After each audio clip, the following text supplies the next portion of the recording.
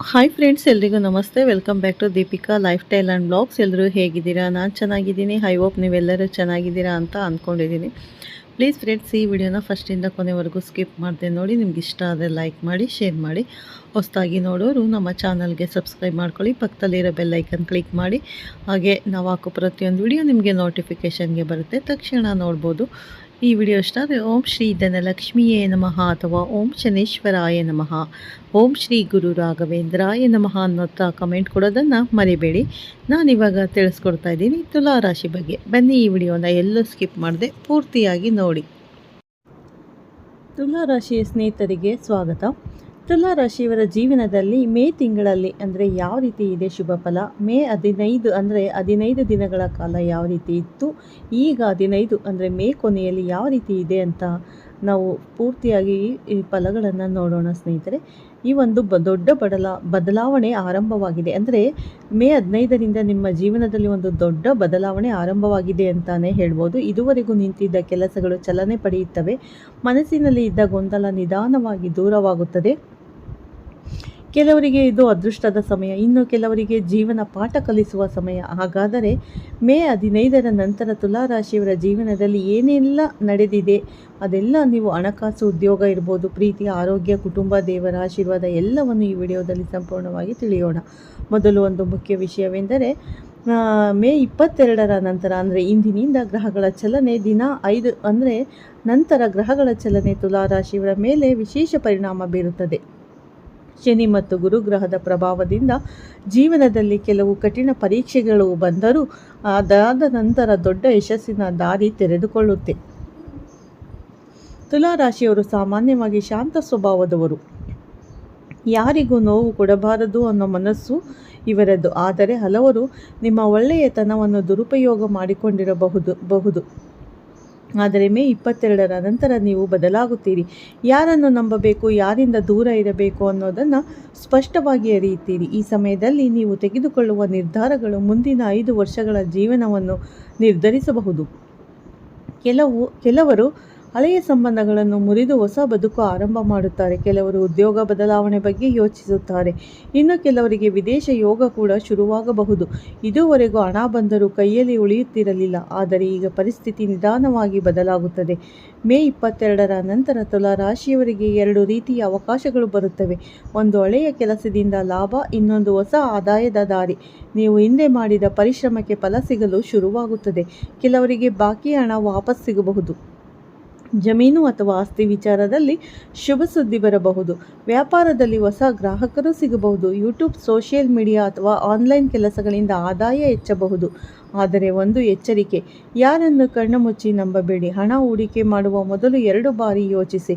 ಮತ್ತು ಈ ಉದ್ಯೋಗದಲ್ಲಿರುವ ತುಲಾರಾಶಿಯವರಿಗೆ ಇದು ಅತ್ಯಂತ ಮುಖ್ಯ ಸಮಯ. ಇದುವರೆಗೂ ನಿಮ್ಮ ಕೆಲಸಕ್ಕೆ ಗೌರವ ಸಿಗಲಿಲ್ಲ ಅನ್ನಿಸಿರಬಹುದು, ಆದರೆ ಈಗ ಮೇಲಧಿಕಾರಿಗಳ ಗಮನ ನಿಮ್ಮ ಮೇಲೆ ಬೀಳಲಿದೆ.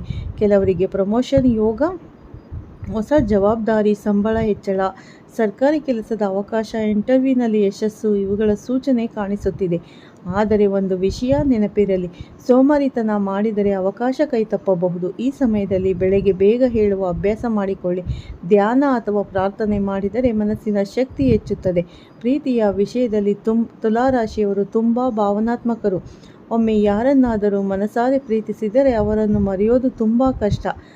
ನಂತರ ನಿಮ್ಮ ಪ್ರೀತಿ ಜೀವನದಲ್ಲಿ ಅಂದರೆ ಮೇ 22ರ ನಂತರ ದೊಡ್ಡ ತಿರುವು ಬರಬಹುದು. ಹಳೆಯ ಪ್ರೇಮಿಗಳು ಮತ್ತೆ ಸಂಪರ್ಕ ಮಾಡಬಹುದು ಅಥವಾ ಹೊಸ ವ್ಯಕ್ತಿಯ ಪ್ರವೇಶದಿಂದ ಜೀವನ ಬದಲಾಗಬಹುದು. ವಿವಾಹವಾಗದವರಿಗೆ ಮದುವೆ ಯೋಗ ಕಾಣುತ್ತಿದೆ. ಆದರೆ ಈಗಾಗಲೇ ಸಂಬಂಧದಲ್ಲಿ ಸಮಸ್ಯೆ ಇರುವವರು ಕೋಪ ಕಡಿಮೆ ಮಾಡಬೇಕು, ಅನುಮಾನ ಬಿಡಬೇಕು, ಮಾತಿನಲ್ಲಿ ಜಾಗ್ರತೆ ಇರಬೇಕು. ಇಲ್ಲದಿದ್ದರೆ ಸಣ್ಣ ವಿಷಯ ದೊಡ್ಡ ಜಗಳವಾಗಬಹುದು. ತುಲಾರಾಶಿಯವಳು ಆರೋಗ್ಯದ ಕಡೆ ಸ್ವಲ್ಪ ಹೆಚ್ಚು ಗಮನ ಕೊಡಬೇಕು.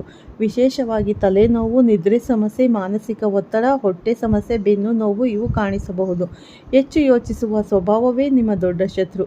ಎಲ್ಲವನ್ನು ಮನಸ್ಸಿನಲ್ಲಿ ಇಟ್ಟುಕೊಳ್ಳಬೇಡಿ. ಪ್ರತಿದಿನ ತುಳಸಿ ಎಲೆ ಸೇವನೆ, ಶಿವನ ನಾಮಸ್ಮರಣೆ, ಸಂಜೆ ದೀಪ ಹಚ್ಚುವುದು ಇವು ನಿಮಗೆ ಮಾನಸಿಕ ಶಾಂತಿ ನೀಡುತ್ತದೆ. ಮೇ 22ರ ನಂತರ ತುಲಾರಾಶಿಯವರ ಮೇಲೆ ದೇವರ ಕೃಪೆ ಹೆಚ್ಚಾಗಲಿದೆ. ವಿಶೇಷವಾಗಿ ಮಹಾಲಕ್ಷ್ಮಿಯ ಆಶೀರ್ವಾದ, ಶುಕ್ರ ಗ್ರಹದ ಅನುಗ್ರಹ, ಗುರು ಕಟಾಕ್ಷ ಇವುಗಳಿಂದ ಜೀವನದಲ್ಲಿ ನಿಧಾನವಾಗಿ ಬೆಳಕು ಕಾಣಿಸುತ್ತಿದೆ.